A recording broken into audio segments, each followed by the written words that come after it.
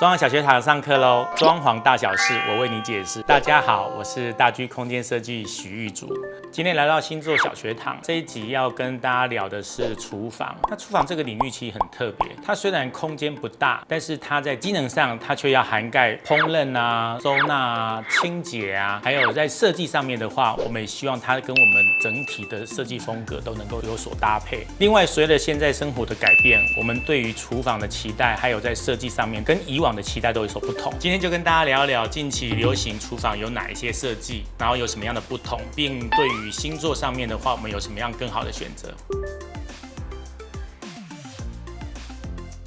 我觉得流行很久的开放性厨房依然是现在的主流，因为现在大家工作时间也长，那真正能够下厨的时间说实在也不多。我们大部分回到家的时候，你看我们一般来讲不是外食带回家吃，要不然就是自己做一些简单的料理。所以在厨房的这个空间已经不是相对像以前就是真正的大火煮啊的这样子的形态，但是我们又希望能够感受这样子厨房比较轻松的一个空间，所以我们都会把厨房变成开放。那它可以结合餐厅跟客厅，让整个空间能够开阔上来。也许在客厅，也许在餐厅休息的时候，就可以把厨房的这个空间的话纳入到我们整体的生活空间来。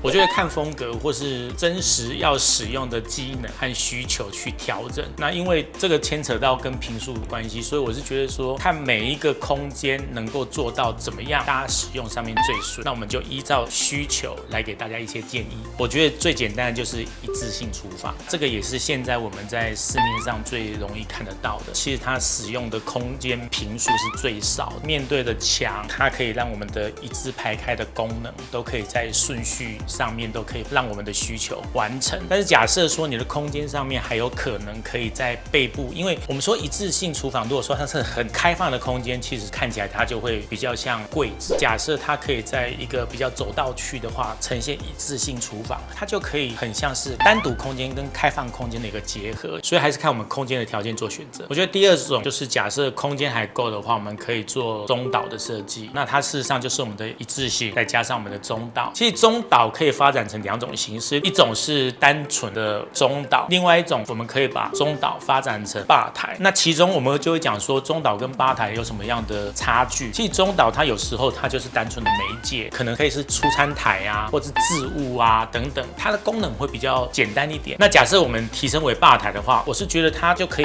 扩充它的一个使用概念，因为我们可以在上面用餐，也可以在上面制作一些料理。那当然我们刚刚说配餐台都会保留嘛，我们如果把吧台再做大一点，也许我们可以把它变成是工作台等等的话，很多的时候也许就可以取代我们空间的餐桌。那这个对于小空间来讲的话，它就是一个很有趣的一个设计了，因为我们可能单纯我们可以拥有客厅，我们的餐厅跟中岛结合成吧台，对于整体空间来讲的话，我是觉得它的变化性就很大，可以延伸的一个设计逻辑，那就会更宽广。其实第三种的部分的话，就是所谓的 L 型及 M 型的开放性厨房，它相对的需要比较大的空间，这样的格局可以让我们的空间使用上面的话可以更宽敞，那使用逻辑也可以更流畅。这样子的厨房跟餐厅之间的话，它就可以让我们的动线啊，还有沟通方面的话可以更方便。M 型厨房可以让我们的居家空间除了客厅之外，产生第二个交易空间，它跨足了用餐、休闲、聚会等等的复合式的功能，那我觉得它可以肃然成为现在住宅的生活重心。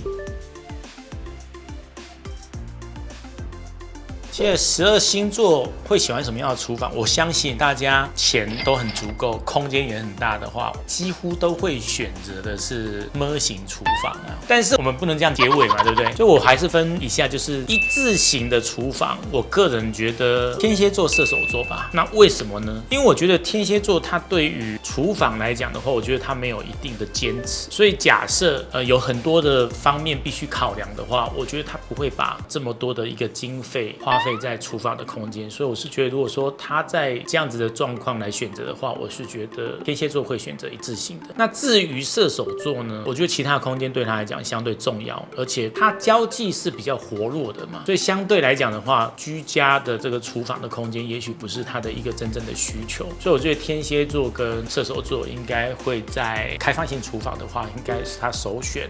会是一致性厨房。第二个部分就是中岛取代餐桌这个做法的话，我觉得很新颖。要是能够接受所有的餐厅的机能都移到中岛来完成的话，我觉得适合墨守成规，然后不会怀着偏见的星座，很重视情境的，我觉得水瓶座应该会喜欢。另外一个就是很重视 CP 值的金牛座，应该也很适合，因为他会觉得，也有这个，那我也拥有这个，我是觉得他应该会喜欢。第三个部分的话，我是觉得巨蟹座应该也会喜欢，因为我觉得巨蟹座他对于拥有这件事情，然后他也重视一个视觉上面的一个美感，然后他觉得说可能居家的人他可以有丰富，然后可以大家一起玩，我是觉得这个部分的话也很适合巨蟹座。第三项我们所要讲的就是 L 型跟 M 字型的多功能开放性厨房。那这方面的部分的话，它是设备空间都比较充足，然后如果说家里面有3-5好友要来访的话，我们也很方便。我是觉得像活络喜欢呼朋引伴的牡羊座很适合。对于处女座来讲的话，因为处女座他喜欢多功能面面俱到的，我觉得处女座他应该也会很喜欢。那还有另外一个就是狮子座，狮子座为什么我说 M 型厨房很适合他？因为其实开放性厨房看起来的空间感比较大气，所以我是觉得这样子的空间也会很深得狮子座的喜好。然后再来的部分就是摩羯座，摩羯座是一个很注重细节，他也很要求说他所有的环节都能够面面俱到。所以我觉得摩羯座对于开放性厨房的话，如果可以 M 型厨房应该也是他的首选。还有另外一个就是双鱼座，双鱼座基本上他事实上双鱼座本身是很讲求 CP 值的，他除了 CP 值，他也希望所有的氛围感仪式都可以一次到位的，所以我是觉得如果可行，我觉得双鱼座他也会选择 M 型厨房。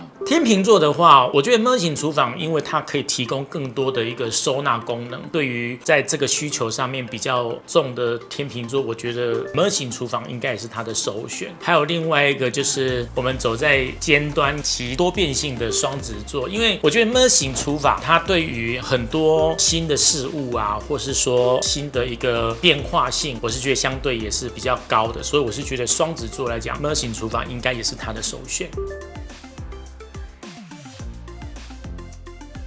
其实对于开放性厨房，我相信大家其实现在来讲的话，喜好最近都很高，但是它还是有它相对的缺点，就是比如说它有油烟上的问题啊，跟气味上面。那我是觉得说，如果你也喜欢开放性厨房，但是呢又希望不要受到这个因素的影响的话，大概有2个方向的一个概念。第一个的部分的话，就是增加你的一个抽油烟机的一个功能，但是相对性功能性大的抽油烟机的声音量也是会变得大的，所以没有一定要大火的话，我是觉得可以用仪器上面来解决，就是比如说我们可以用烤箱或是水波炉或是气炸锅等等来把炸的这件事情、油烟的这件事情把它处理掉。假设你是真的一定要用明火来大炒，那我比较建议就是我们拥有开放性厨房之外，可以在一个小型的空间做一个热炒区，那它就可以把你油烟的部分去除掉。那只是说这个如果说在一个小坪的空间的话，比较难进行。所以如果以现在的坪数和现在市场上面的一个居家空间来讲的话，我是觉得用机械式的方式来解决这个问题，我会是首推。